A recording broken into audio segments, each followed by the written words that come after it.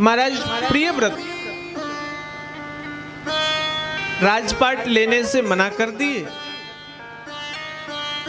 और मनु के सबसे बड़े पुत्र प्रियव्रत जंगल में तपस्या कर रहे थे। भगवान प्रकट हुए। प्रियव्रत ने कहा, प्रभु मुझे मुक्ति प्रदान करें,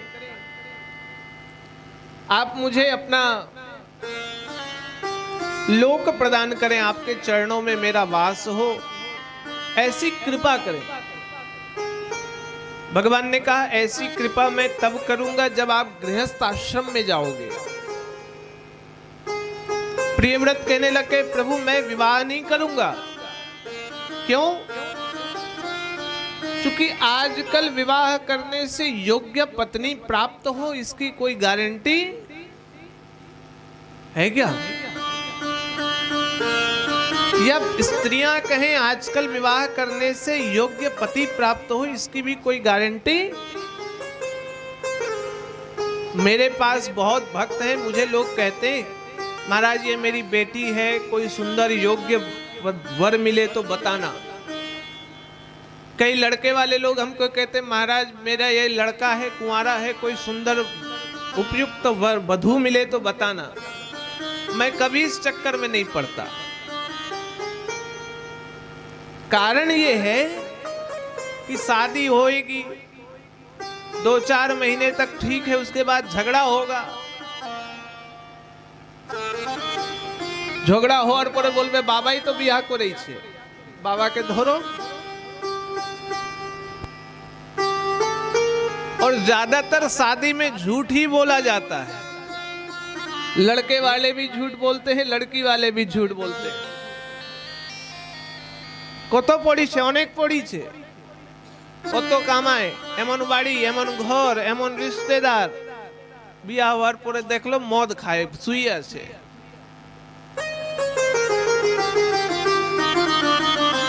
प्रियव्रत ने कहा आज का समय खराब है, इसलिए प्रभु मैं विवाह नहीं करूंगा। भगवान ने कहा, प्रियव्रत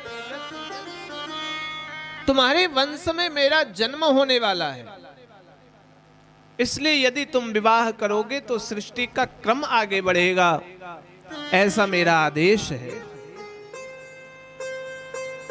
प्रियव्रत ने कहा, प्रभु तो मेरा विवाह किसके साथ होगा यह भी आपको ही तय करना होगा।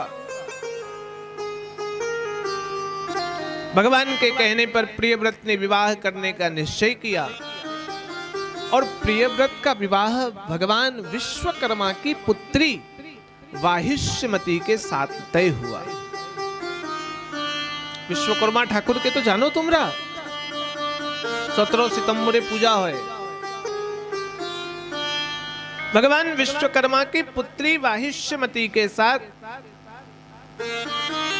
श्री प्रियव्रत जी का विवाह तय हुआ और श्री महाराज प्रियव्रत इतने परम तपस्वी, परम पराक्रमी थे, सम्राट हुए संपूर्ण सृष्टि के। एक बार कोई प्रजा के सदस्य आकर के महाराज प्रियव्रत को बोले, प्रियव्रत जी महाराज आपके राज्य में सूर्य भगवान 2 नंबर का काम करते हैं। कहने लगे क्या 2 नंबर? कहते हैं आधी सृष्टि में तो दिन होता है, आधी में रात होता है, और जब उधर दिन होता है तो इधर रात होता है। ये पृथ्वी जो है ना, आधे में दिन करती है, आधे में रात। तुमरा जानो ये कथाटा? যারা পড়াশোনা আছে ওরা জানে।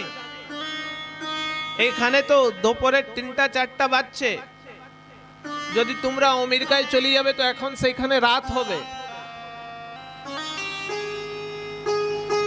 8 ঘন্টা 9 ঘন্টা 10 ঘন্টা পেছনে চলে ওদা।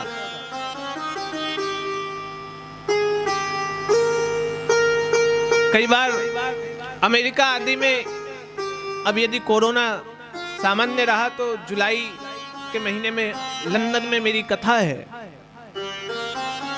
तो 17 घंटे तो फ्लाइट में जाना पड़ता है, 17 घंटे फ्लाइट में लगता है। यहां से दिल्ली फ्लाइट में 2 घंटे, अमेरिका जाने में 17 घंटे, और 17 घंटे जाने में बैठ करके ही जाना है। और दिन दिन में गए तो दिन ही दिन में पहुंचोगे वहां। सुबह गए तो फिर सुबह ही सुबह, रात गए तो रात ही रात, फिर 1 दिन 2 दिन तो एडजस्ट होने में लगता है। क्यों? क्योंकि आपके लिए तो दिन हुआ और रात हुआ, लेकिन वहां पहुंचते पहुंचते वहां भी दिन, वहां तो सोएंगे नहीं लोग। 1-2 दिन शरीर को एडजस्ट होने में। तो जो लोग हम लोग कथा करने जाते हैं, 7 दिन की कथा है तो 10-12 दिन का समय लेकर जाते हैं। 2 दिन तो आने जाने का, 2 दिन एडजस्ट होने का। महाराज पृथु को कहा किसी प्रजा ने, आपके राज्य में चूंकि सम्राट थे पूरी पृथ्वी के, ये अमेरिका, अफ्रीका, ऑस्ट्रेलिया, इंडोनेशिया, ये सारे के राजा महाराज पृथु हुआ करते थे एक समय। क्षमा करिए, प्रियव्रत। प्रियव्रत ने कहा मैं इस चीज को देखना चाहता हूं, सूर्य भगवान आधे में दिन आधे में रात करते हैं क्या? और प्रियव्रत ने रथ को चलाया अपने राजधानी से और सृष्टि की 7 परिक्रमा लगाई रथ से। कितनी? 7। सतयुग की कथा है ये। महाराज प्रियव्रत ने रथ को हाँका और रथ को हाँक करके 7 परिक्रमा लगाई। सूर्य की गति से भी महाराज प्रियव्रत का रथ चला। परिणाम यह निकला कि रथ के पहिए जमीन पर गड़े और गड़ करके मिट्टी को आर पार फेंकने लग गए, तो 7 महाद्वीप बन गए। ये पृथ्वी पर जो 7 महाद्वीप कहा जाता है, एशिया, अफ्रीका, अमेरिका, ये 7 महाद्वीप महाराज प्रियव्रत की 7 बार परिक्रमा लगाने से बन गया। इतने परम प्रतापी महाराज प्रियव्रत हुए। और ऐसे ही महाराज प्रियव्रत का चरित्र बड़ा उज्जवल हुआ। महाराज प्रियव्रत के पुत्र का नाम आग्निद्र हुआ। आग्निद्र के पुत्र महाराज श्री नाभिक हुए। नाभिक का विवाह मेरु देवी के साथ हुआ। भगवान नारायण ने कहा था मैं तुम्हारे वंश में जन्म लूंगा। महाराज नाभिक भी परम प्रतापी हुए। महाराज नाभिक भगवान की तपस्या करने वाले हुए, भगवान की पूजा आराधना करते थे। और भगवान की पूजा आराधना करने के कारण भगवान के 24 अवतारों में एक अवतार ऋषभ देव अवतार है। श्री ऋषभ देव के रूप में भगवान महाराज नाभिक के यहाँ प्रकट हो गए। बोलिए ऋषभ देव भगवान की जय। जगह कम है तो आप लोग थोड़ा आगे आगे आकर के बैठो, पीछे रास्ता रखो, जैसे लोग इधर भी आकर के बैठ जाए। कालके थी तुमरा जरा आगे आसबे तो এই দিকে বসবে, लेट आसार लोग এই দিকে বসবে যাব। और आपको पता है यही महाराज ऋषभ देव से जैन धर्म चलना आरंभ हुआ। जैन धर्म का नाम सुना है आप लोगों ने? आस्था आदि चैनल में जैन तीर्थंकरों की प्रवचन आते हैं। ये जैन धर्म जैन महामुनि भगवान ऋषभ देव से आरंभ हुआ। जैनियों के प्रथम तीर्थंकर भगवान ऋषभ देव हुए।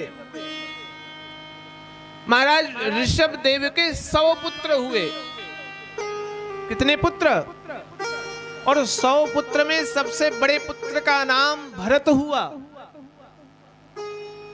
जिस भरत के नाम से इस राष्ट्र का नाम भारत हुआ। ये वही भरत हैं जिन्होंने जंगल में जाकर के सिंह के बच्चों के दांत गिन लिए। निर्भय निर्भीक ऋषभ देव महाराज के पुत्र भरत को राजगद्दी मिली। महाराज ऋषभ देव स्वयं भगवान का स्वरूप थे। राजपाट का त्याग करके अपने सबों पुत्रों को गृहस्थाश्रम का ज्ञान दिया और ज्ञान दे करके वह काम क्रोध आदि की वासनाओं से मुक्त हो गए, लोभ आदि से मुक्त हो गए। जमीन पर पड़े रहा करते थे, वस्त्र कोई दे गया तो पहन लिया, कोई छीन गया तो चला गया, भोजन कोई दे गया तो पा लिया, नहीं दिया तो बिना पाए हुए पड़े हुए हैं, भगवान का भजन कर रहे हैं। ऐसी परमहंस की उपाधि श्री महाराज ऋषभ देव को प्राप्त हुई और ऋषभ देव से ही जैन धर्म का प्रादुर्भाव हुआ। राजा भरत हुए, इस राष्ट्र के महाराज सम्राट हुए भरत जी।